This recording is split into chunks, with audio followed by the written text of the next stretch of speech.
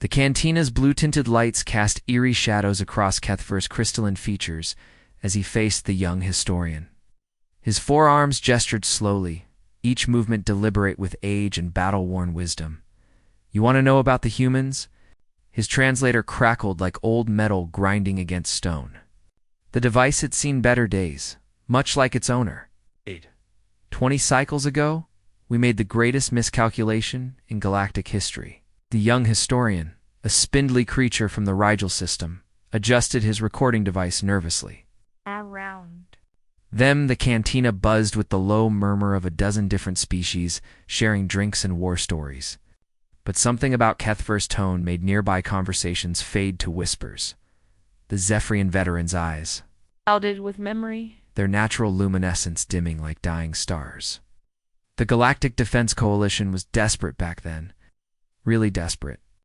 The Void Swarm had just finished consuming 3 entire Outer Rim sectors. Billions dead. Entire civilizations reduced to cosmic dust in a matter of weeks. He paused to take another sip of his fermented algae drink. The liquid glowing faintly green as it passed through his translucent throat. Command was scrambling for reinforcements. Any warm body that could hold a plasma rifle was being drafted. The Centaurian Defense Corps was stretched thin. The Andromedan fleet had lost half their vessels. Even the proud Draconian Empire was begging for help. The historian made quick notes on his quantum tablet. "That's when you discovered Earth." "Discovered?" Kethfer's laugh was like breaking glass. "We stumbled across that backwater system purely by accident." Scout ship Vagrant's hope was limping. Back from a reconnaissance mission, hyperdrive failing. When they detected signs of primitive civilization around a yellow dwarf star, he gestured with 2 of his arms, while the other 2 remained folded. Captain Zethrel thought he'd found paradise when the probe data came back. A blue-green world teeming with life. Oxygen, atmosphere, abundant water, moderate climate. Best of all, populated by what appeared to be the most harmless species in the galaxy. The cantina's ambient noise seemed to die completely as other patrons turned to listen. Tales of the human wars were legendary, but hearing them from someone who'd actually been there was rare. "Soft pink creatures," Kethfer continued, his voice growing distant. "No natural armor plating like the Corvan. No enhanced muscle density like the Regilans. No psychic abilities like the telepaths of Vega. They couldn't even see in the dark properly for the love of the cosmic void." He held up one crystalline finger. "Average lifespan of maybe 80 standard years. Barely a blink compared to our species' natural for centuries. They used primitive chemical propulsion to reach their own moon. Their most advanced weapons were crude projectile throwers that used explosive powder. So why recruit them at all?" the historian asked, genuinely puzzled. "Numbers, youngling, pure, desperate numbers."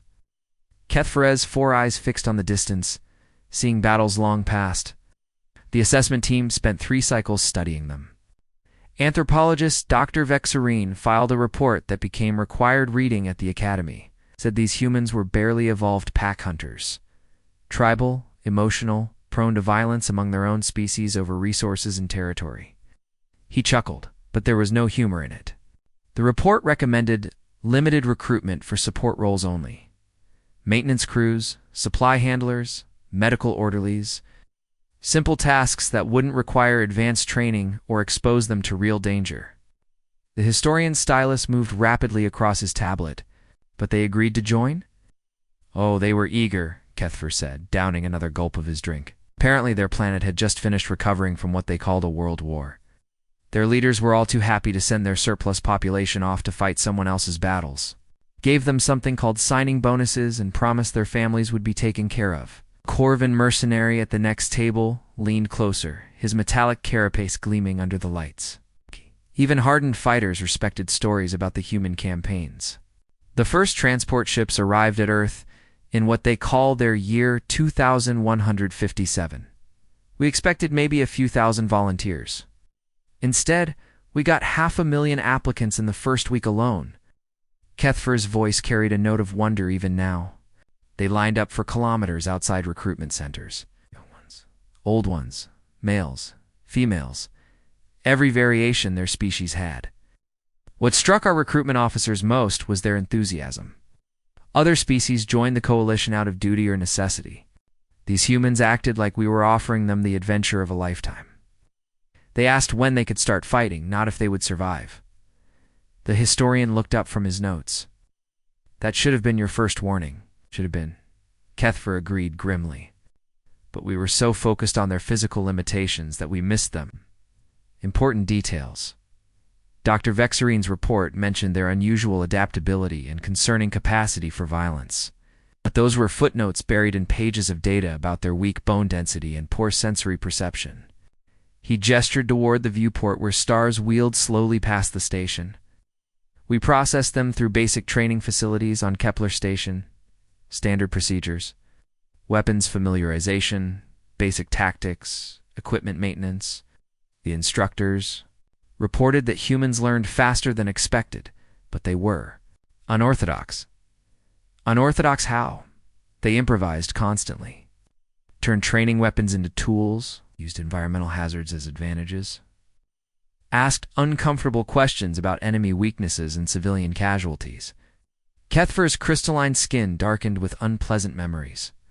Sergeant Major Grickstol filed 17 disciplinary reports in the first month alone, said the humans treated every training exercise like actual combat. The cantina had grown completely quiet now. Even the bartender, a massive Thurian with 6 arms, had stopped cleaning glasses to listen. But the real revelation came during their first deployment, Kethver continued. Transport Ship Coalition's Pride was carrying 5,000 human recruits to the Altair support base for equipment assignment. Milk Run, safest posting in the sector. He paused dramatically, all 4 hands now gripping his glass. The ship was attacked by Void Swarm scouts 3 hours out from Altair. Standard procedure was to surrender support personnel immediately to preserve lives for prisoner exchange. The historian's eyes widened. They didn't surrender. Not only did they not surrender, Kethver said, his voice dropping to barely above a whisper, they took control of the ship. The END, the Andorian front Tatine cycles passed. Kethveris. Crystalline skin darkened with the memory, shifting from its usual pale blue to a deep troubled gray. The cantina's other patrons had moved closer now, forming an unofficial circle around the veterans' table. Stories of Andoria were whispered legends, but few had heard them from someone who'd actually been there. A standard orbital assault against The Hive Collective, he continued, his 4 hands unconsciously mimicking the battle formations they'd used so long ago. Clean operation, by-the-book warfare, honor above all. That was our motto back then. His translator crackled with what might have been bitter laughter. The young historian leaned forward, stylus poised. The Hive Collective, they were the silicon-based entities, correct? Entities. Kethver repeated the word like it left a bad taste in his mouth. That's a polite way to put it. Imagine creatures made of living metal and crystal, each one connected to every other through some kind of quantum consciousness. They moved like a single organism across entire battlefields. No fear, no hesitation. Pure calculated logic in everything they did. He gestured toward the viewport with 2 arms while his other 2 reached for his drink. Gotta. Andoria Prime was their staging ground for an invasion of the core worlds. Intel suggested they had maybe 50,000 units entrenched in the mountain complexes. Standard coalition doctrine called for a 3-phase assault orbital bombardment to soften defenses, followed by mechanized drops, then infantry cleanup. The Corvin mercenary from the nearby table grunted approval. Sound strategy, proven effective against high formations. That's what we thought too. Kethver's eyes dimmed further. I was leading the 3rd Assault Wing experienced troops, veterans of 6 previous campaigns, Draconians, Centaurians, even some Andromedon shock troopers, elite forces, all of them. He paused to sip his glowing drink, the liquid casting eerie shadows across his weathered features. The human unit was supposed to be support only. 500 volunteers led by someone called Lieutenant Dayhayan, young male, maybe 25 in their years. Barely past their species adolescence by galactic standards. I remember him from the briefing, Kethver continued, his voice growing distant. Stood maybe 5.5 feet tall, skinny as a maintenance drone, had this ridiculous black hair that stuck up in all directions. When he saluted, it was all wrong, too casual, too relaxed, nothing like proper military bearing. The historian made notes rapidly. What was your impression of him? Honestly, I felt sorry for the kid. Kethver's admission surprised even himself. Here was this soft little creature, probably never seen real combat, trying to look confident in front of warriors who'd been fighting since before his species discovered fire. His equipment was basic coalition standard, modified or enhanced. His troops looked like they'd rather be anywhere else in the galaxy. A Therian trader with cybernetic implants covering half his skull leaned in from 3 tables away. But they performed in battle? Oh, they performed. The way Kethver said it made several listeners shift uncomfortably. We positioned them in Sector 7 rear support, medical evacuation, equipment maintenance, safe as we could make it. The real fighting was happening in Sectors 1 through 4, where the main hive concentrations were. He held up his glass. Watching the light play through the luminescent liquid, Phase 1 went perfectly. Orbital strikes knocked out their primary defensive installations. Phase 2 started smooth. Our drop pods landed right on target, mechanized units advancing according to plan. The hive responded exactly as predicted, moving their forces to intercept our main thrust. Then communications went dark from Sector 7. The cantina had grown so quiet that the hum of the station's life support systems seemed loud by comparison. Even the bartender had stopped pretending to work, standing motionless with all 6 arms crossed. At first we thought it was equipment failure, Kethver continued. Standard blackouts happen in heavy combat zones. But when our forward observers reported strange energy signatures coming from the human sector, I knew something was wrong. Gestured with all 4 arms now, his crystalline skin rippling with agitation. The hive units that were supposed to be engaging our main force had suddenly changed direction. Instead of pressing their attack on Sectors 1 through 4, they were retreating, not falling back, retreating, in full disorder. Hive entities don't retreat, the Korvan mercenary said, his metallic voice carrying disbelief. Exactly. In 12 systems, across hundreds of battles, no one had ever seen hive forces break formation. They fought to total destruction every single time. Pure logic, remember? Emotion meant nothing to them. Fear was an alien concept. Kethver's 4 eyes fixed on each listener in turn. But there they were, streaming away from Sector 7 like their quantum consciousness had been short-circuited. Some were even firing on their own units in their haste to escape. I took a reconnaissance squad to investigate, he continued, his voice growing strained. What we found when we reached the human positions violated every principle of civilized warfare. The entire sector looked like a scrapyard had exploded in a slaughterhouse. The historian's stylus stopped moving. What had they done? They'd adapted. The word came out like a curse. Remember, these were supposed to be support troops, medical personnel, engineers. But when the hive flanking force hit their sector, they didn't call for backup. Didn't retreat. They didn't even try to hold defensive positions. Kethver's skin had turned almost black now, his natural luminescence reduced to scattered points of light. They turned themselves into weapons. Living weapons. Dead weapons. They used their fallen comrades as shields and barriers.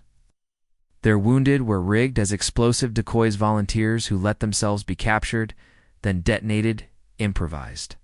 Charges when enemy forces clustered around them. A collective intake of breath swept through the listening crowd.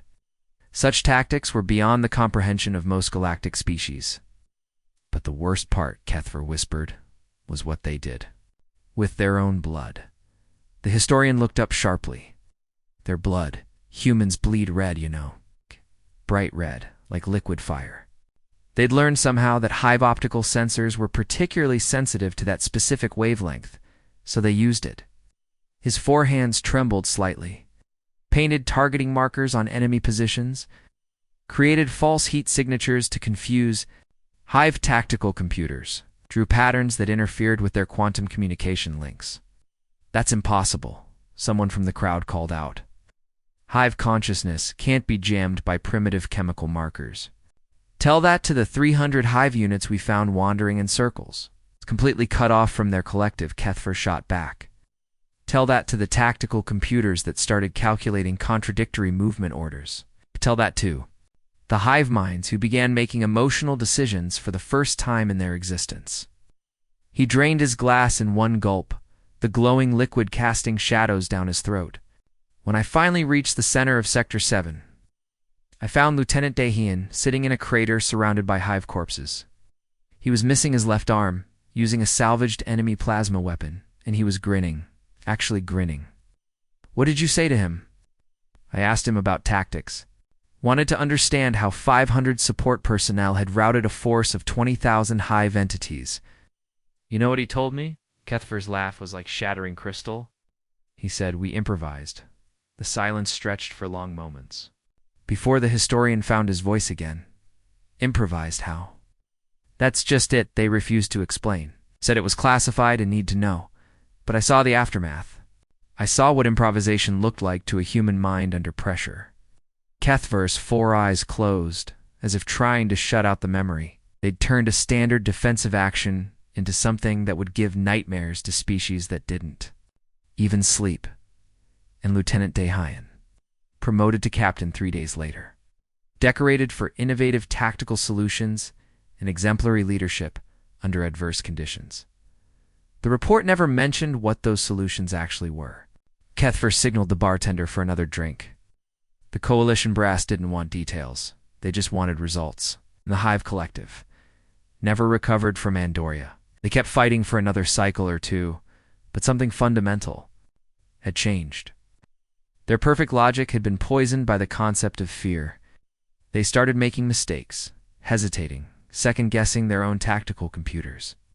Kethver accepted his fresh drink from the Therian bartender, who seemed as mesmerized by the story as everyone else.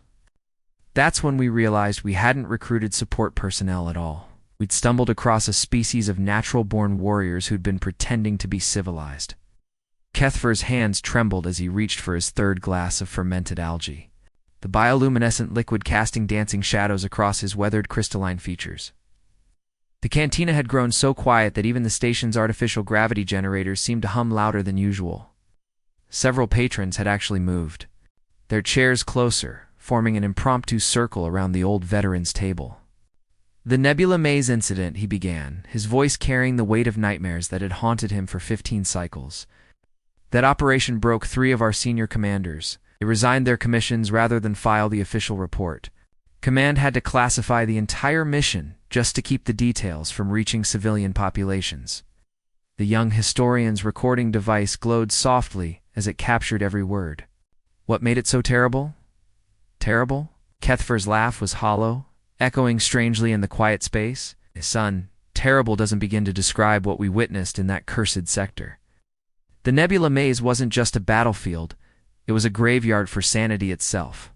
He gestured toward the viewport with 2 arms, while his other 2 traced patterns in the condensation on his glass. Picture this, a region of space where 3 different nebulae intersect, creating a maze of gas clouds, electromagnetic storms, and gravitational anomalies. Sensors become useless. Communication breaks down. Most species can't last more than 72 hours before the isolation drives them completely mad.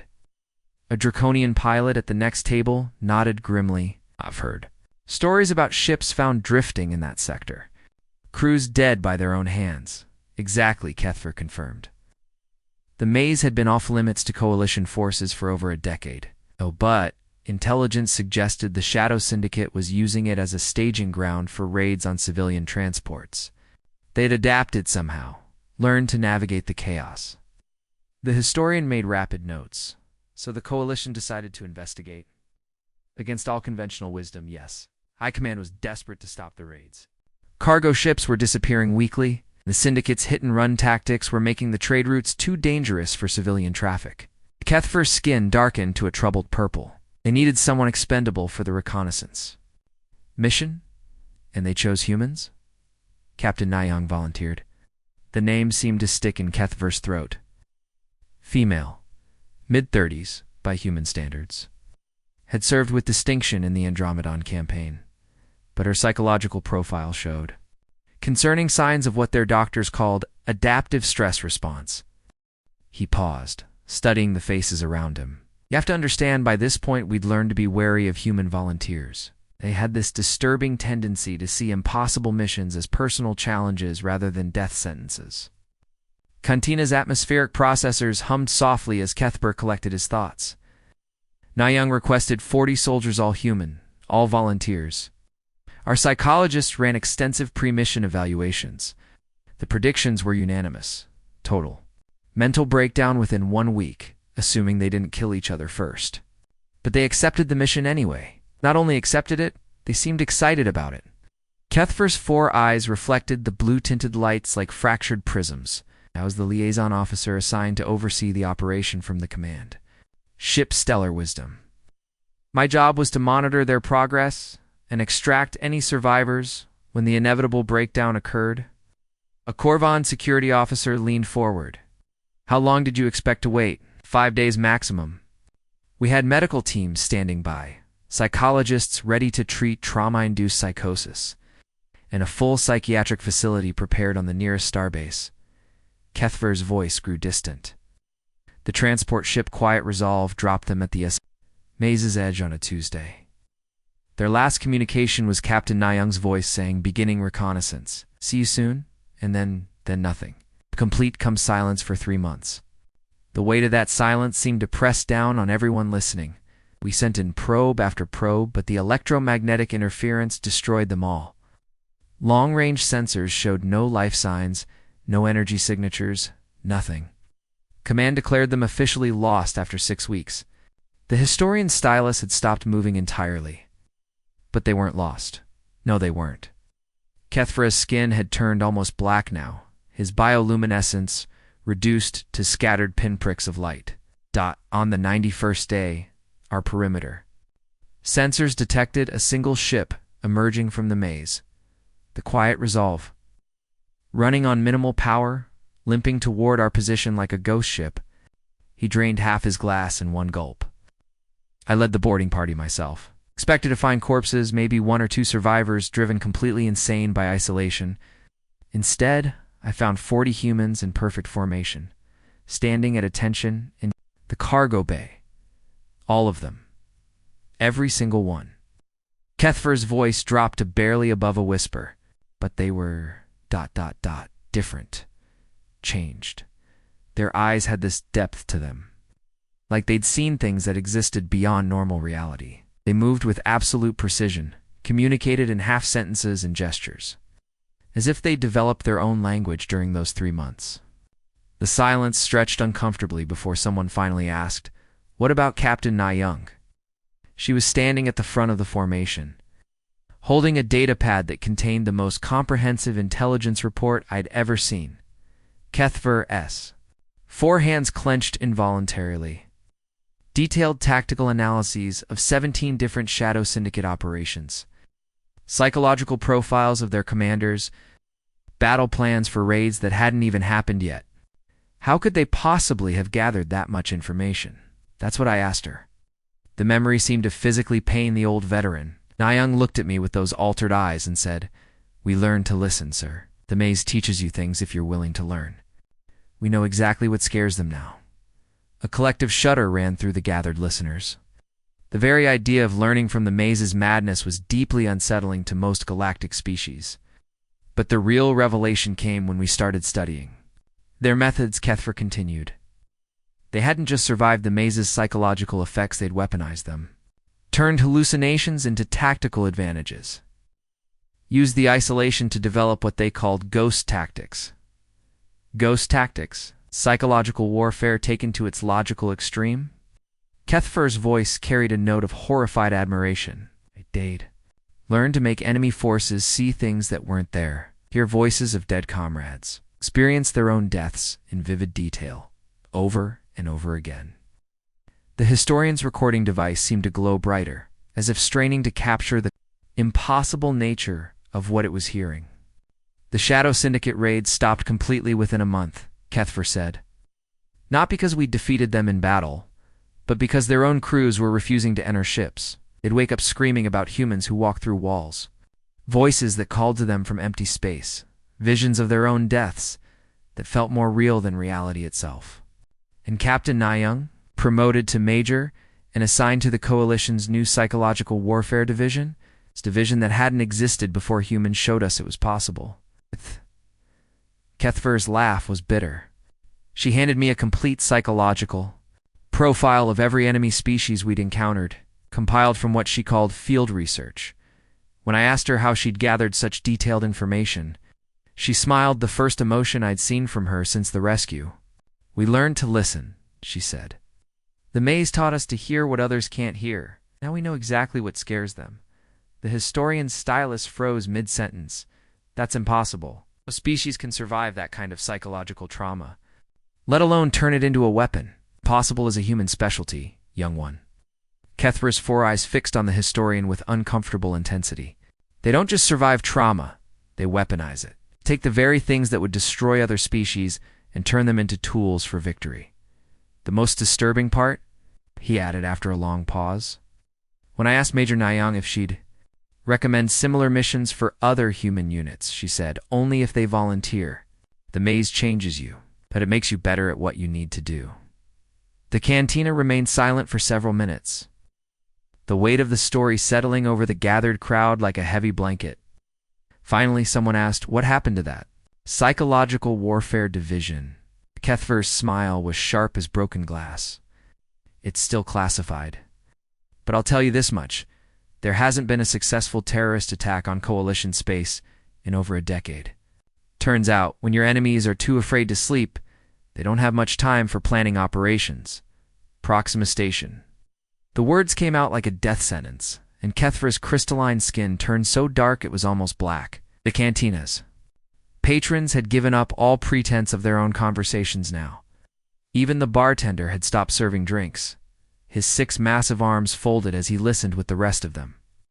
"Our most fortified position in the galaxy," Kethver continued, his 4 eyes staring into depths that existed only in memory. "Built into an asteroid the size of a small moon, protected by energy shields that could withstand the blast of a dying star. 30 levels of defensive installations, enough firepower to level entire fleets, and a garrison of 50,000 of the Coalition's finest warriors." The young historian's recording device hummed softly in the silence.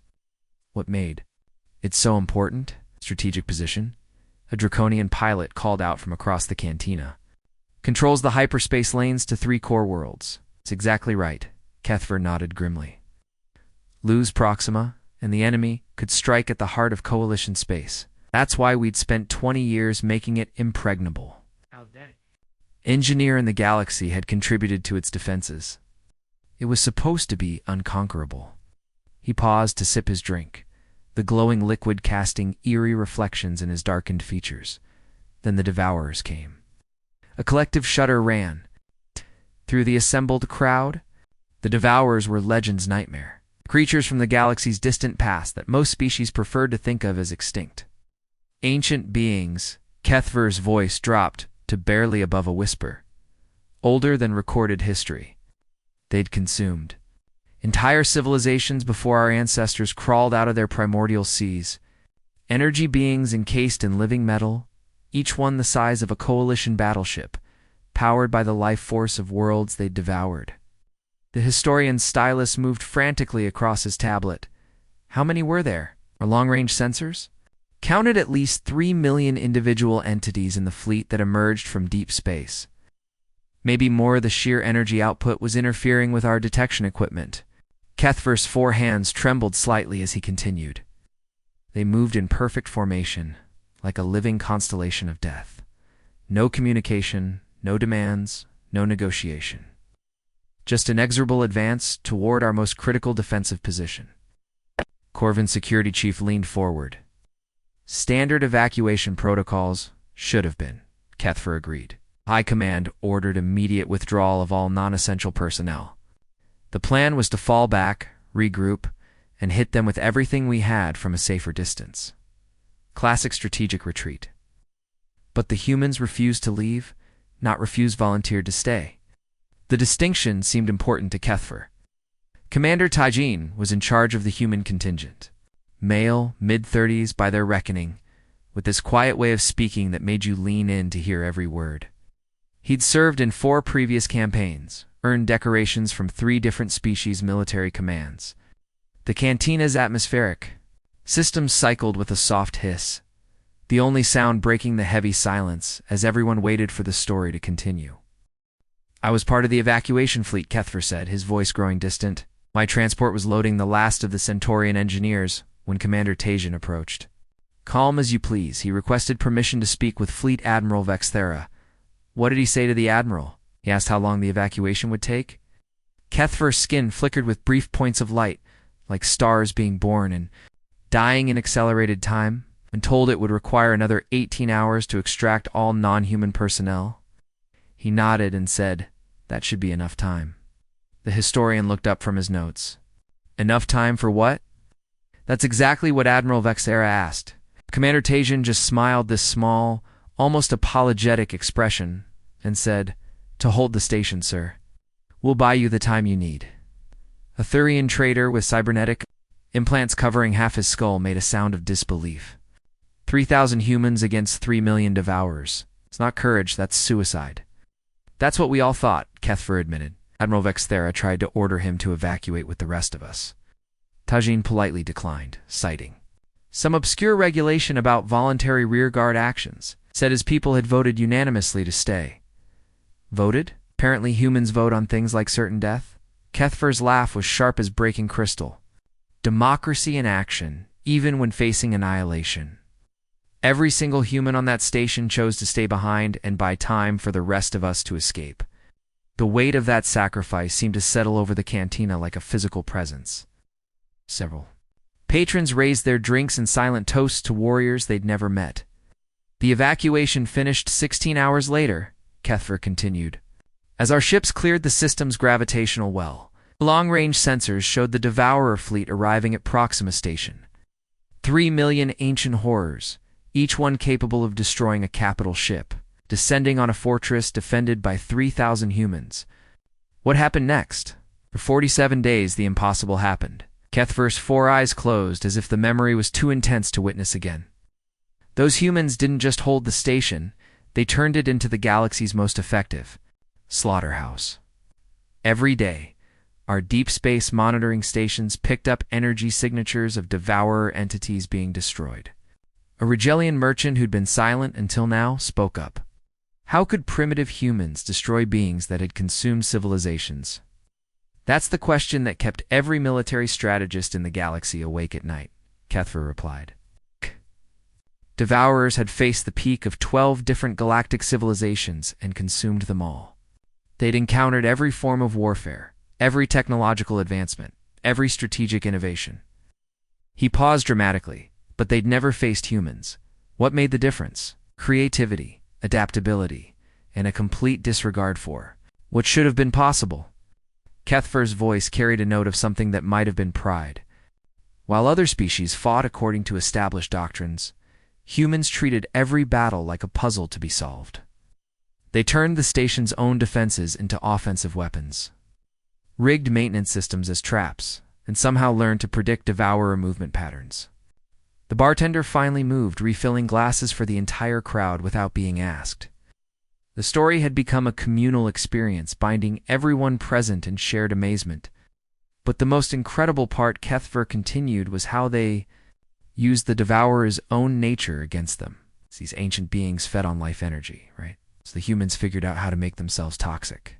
Toxic how? They deliberately exposed themselves to the station's reactor core, absorbing controlled doses of radiation that would have killed most species instantly. When the Devourers tried to drain their life force, they got poisoned instead. Kethfer's skin rippled with what might have been admiration. Turn yourself into a living weapon by making your own essence deadly to your enemies. Only humans would think of that. The historian's stylus had stopped moving entirely. The radiation should have killed them, should have. Humans have this annoying habit of surviving things that kill everyone else. They just ... adapted. Again. Kethfer finished his drink and signaled for another. By day 30, our monitoring stations detected massive explosions throughout the Devourer fleet. By day 40, the ancient entities were actually retreating. Retreating from humans? Impossible. You keep using that word, Kethfer observed with dark humor. I don't think it means what you think it means, especially when discussing humans. When reinforcements finally arrived on the 48th day, what did they find? The Devourer fleet completely destroyed. 3 million ancient horrors reduced to cosmic debris floating around Proxima Station, and in the command center, surrounded by enemy corpses that had somehow made it inside the station's defenses. We found Commander Tajin and his surviving officers. Kethver's laugh was genuinely amused now. They were playing some game called poker around a table made from salvaged Devourer armor. Didn't even look up when Admiral Vexthera entered. Just raised one hand in greeting and said, "Oh good, you're here for cleanup. We were getting bored." "Bored?"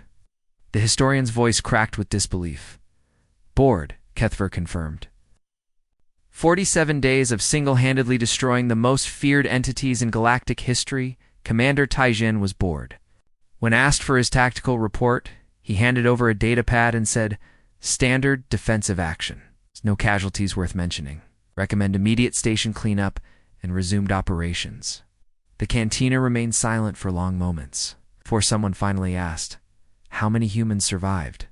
"All of them." Kethver's 4 eyes opened wide, fixing each listener with an intense stare. Every single human who volunteered to stay behind survived 47 days against impossible odds. When asked how, Commander Taijin shrugged and said, "We're harder to kill than people think." And that, well, he concluded, is when the rest of the galaxy finally understood what we'd recruited. Humans don't just fight impossible odds. They take it personally when you suggest they can't win. The cantina had grown so silent that the distant hum of the space station's massive engines seemed to echo through the air like a funeral dirge.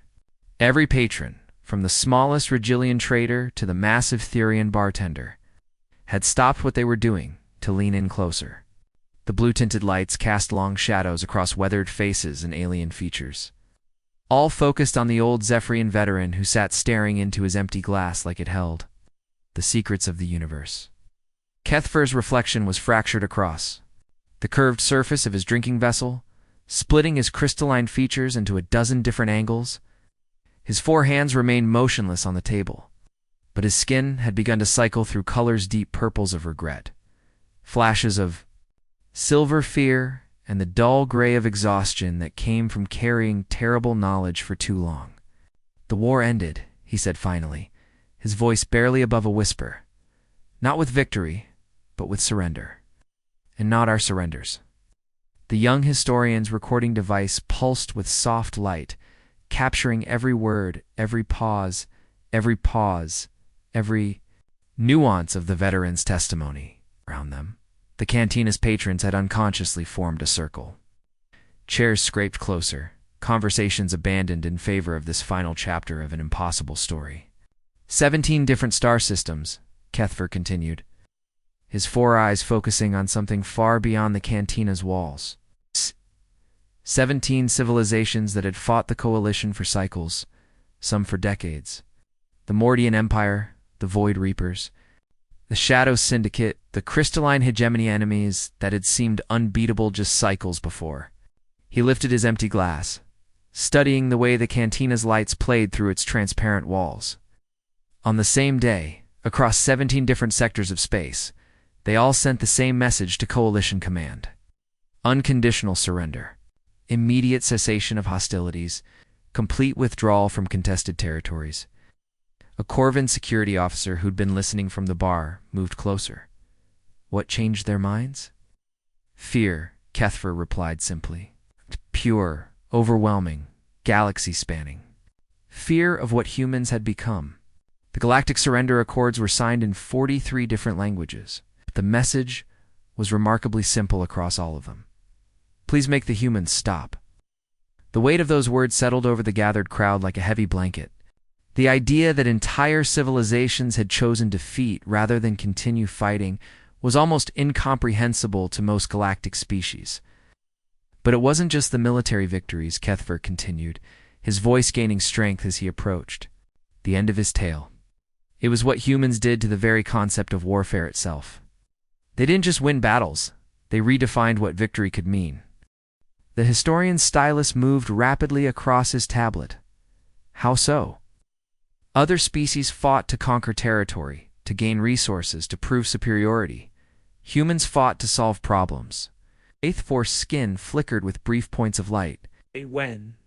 The Void Reapers used asteroid fields as cover. Humans turned asteroids into weapons. When the Shadow Syndicate hid in nebulae, humans learned to fight blind. When the crystalline hegemony tried to starve out coalition worlds, humans taught entire populations to survive on nothing. He gestured with all four arms, his movements becoming more animated as the story reached its climax. Every impossible situation became a puzzle for them to solve. Every unwinnable scenario became a personal challenge. They didn't just adapt to circumstances, they transformed circumstances to suit their needs. A draconian pilot leaned forward. What about their final commander? The one who accepted the surrender? Colonel Hyen Su, Kethver said, and there was something like reverence in his voice. Female, maybe 40 years old by human standards. She'd started the war as a medical officer, ended it as the most feared tactical mind in the galaxy. I was present at the peace ceremony on Kepler Station when she accepted the surrenders. The cantina's atmospheric processors hummed softly as everyone waited for him to continue. 17 different enemy commanders representing species that had never agreed on anything in their entire histories, all standing in the same room, all defeated by the same force. Kethver's laugh was soft, but somehow chilling. The Mordian warlord Vex Kolar, who'd conquered 40 systems, looked like a frightened child standing next to her. What did she say? That's the remarkable part. She barely said anything at all, just accepted each surrender with the same polite nod she might have given to someone passing her in a corridor. Kethver's four eyes closed briefly, but when the Coalition's media representatives asked her about the secret to human success, she gave an answer that's been quoted in every military academy in the galaxy. The silence stretched taut as everyone waited. She looked directly into the cameras and said, "You told us it was impossible. We took that as a challenge." Kethver's voice carried the weight of prophecy. That's when the rest of the galaxy finally understood what we'd unleashed. We hadn't just recruited another species, we'd awakened something that had been sleeping. The historian looked up from his notes. What happened to the human forces after the war? That's the strangest part of all, Kethver replied, gesturing toward the viewport where the lights of docked ships twinkled like stars. Look at them now. Human merchant vessels, exploration ships, diplomatic transports. In peacetime, they're traders, explorers, diplomats, scientists, model galactic citizens, every one of them. Through the transparent, aluminum viewport, the sleek lines of human spacecraft could be seen nestled between the more exotic designs of alien vessels. The contrast was striking. Human ships looked almost primitive compared to the crystalline growths of Zephyrian craft or the living metal of Draconian warships. But we know what they really are, Kethver continued, his voice dropping to barely above a whisper. The species that taught the galaxy to fear the impossible, the ones who turned it, can't be done into their battle cry. A young Regelian trader, who'd been listening from the back of the crowd, spoke up. Are they still dangerous? Kethver's laugh was genuinely amused this time. Dangerous? Child, they're the most dangerous species in the galaxy. They just happen to be on our side. He paused, considering. For now, the historian began packing his equipment with hands that trembled slightly. What happens now? What does the future hold now? Kethver's expression grew thoughtful, his crystalline features reflecting the cantina's lights like a prism. Now we pray they never get bored of peace. Because if humans ever decide the galaxy needs changing again. He left the sentence hanging, but everyone present understood the implication. The silence that followed was heavy with unspoken possibilities, as the historian prepared to leave. Tucking his recording device into his travel pack, Kethver reached out with one of his four hands to stop him. One more thing, youngling. Write this story down. Share it with your people. Because the galaxy needs to remember what happened here, and more importantly, what could happen again. The young creature nodded solemnly, understanding the weight of the responsibility being placed on his shoulders. As the historian departed, making his way through the crowd of still silent patrons, Kethver turned back to the viewport. The human merchant vessel Soul's Pride was beginning its departure sequence, its engines glowing with the soft blue light of prepared hyperspace transition. Raising his freshly filled glass toward the departing ship, Kethver whispered words that only he could hear to the species that saved us all and terrified us in the process. The other patrons in the cantina slowly began to return to their own conversations, but the atmosphere had changed. Everyone present now carried the knowledge of what humans truly weren't, just another species among many, but the ones who had fundamentally altered the balance of power in the galaxy. Outside the viewport, the Soul's Pride engaged its hyperdrive and vanished into the star-streaked tunnel of faster-than-light travel, its human crew completely unaware that they were legends whispered in alien tongues across the galaxy. Warriors who had turned impossibility into their greatest weapon, and who remained ready to do so again if the need ever arose. In the cantina, conversations resumed, drinks were refilled, and the normal rhythms of space station life continued. But something had changed. The story had been told, the truth had been shared, and the galaxy would never again underestimate the quiet species from the third planet of an unremarkable yellow star. The end.